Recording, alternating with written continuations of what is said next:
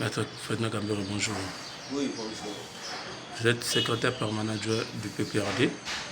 Aujourd'hui, la RDC et le Rwanda vont signer un accord de paix sous l'égide des États-Unis d'Amérique. Vous, étant que personnalité publique, membre des grands partis politiques, aujourd'hui de l'opposition qui était hier au pouvoir, que dites-vous de cet accord dont on voit de l'enthousiasme du côté de la majorité au pouvoir, qui pense que cet accord va automatiquement et directement restaurer la paix dans la partie est de la République démocratique du Congo? Il n'y a pas de paix sans les peuples qui doivent être en bénéficiaires.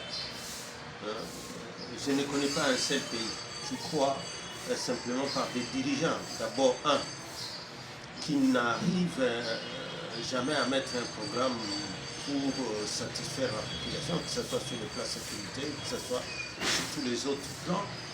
Et même sur le plan politique où en réalité il y a déjà des revendications politiques, il y a une crise politique.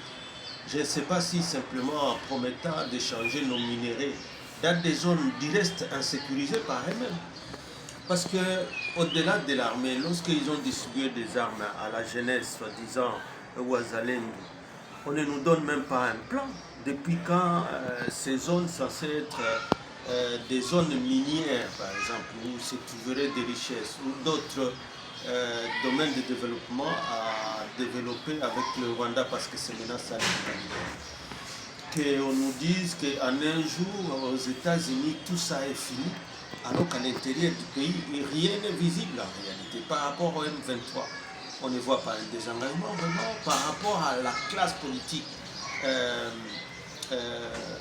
En général, surtout nous de l'opposition, on ne voit pas que les pouvoirs est prêt à s'engager dans la voie de ramener, de décrisper les climats et d'aller au dialogue pour mettre fin à la tyrannie qu'il y a, les arrestations, les enlèvements,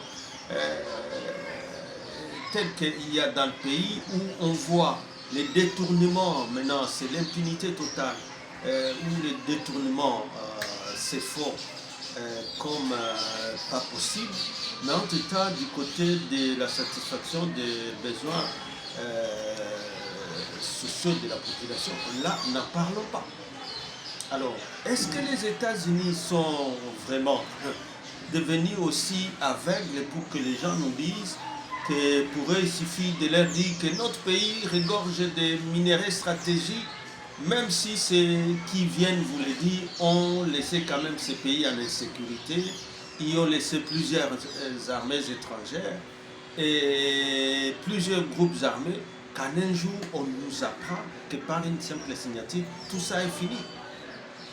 En tout cas, il n'y a pas que ça, mais le Congo est quand même un pays qui a aussi, par rapport à ses ressources naturelles, une constitution par rapport à son peuple, une constitution.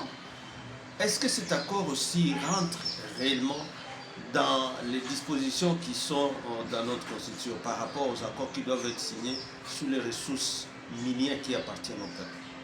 Donc tout ça, c'est des zones d'ombre qui entourent la fameuse signature de cet accord vanté pour lequel on fait trop de publicité par les gens qui sont au pouvoir. Mais dans le fait, c'est comme si c'est un accord qui va tomber du ciel et qui va donner toutes les solutions à tous les problèmes, à toute la crise socio-sécuritaire et politique dans notre pays. Donc voilà, on n'y croit pas. Tant que Tshisekedi ne voudra pas se mettre avec les autres Congolais et qu'il vaille renverser plutôt lui la tendance, où fort de cet accord, il met sous les aisselles et tout le monde va se taire, il va commencer maintenant à réprimer tout celui qui va hausser la voix.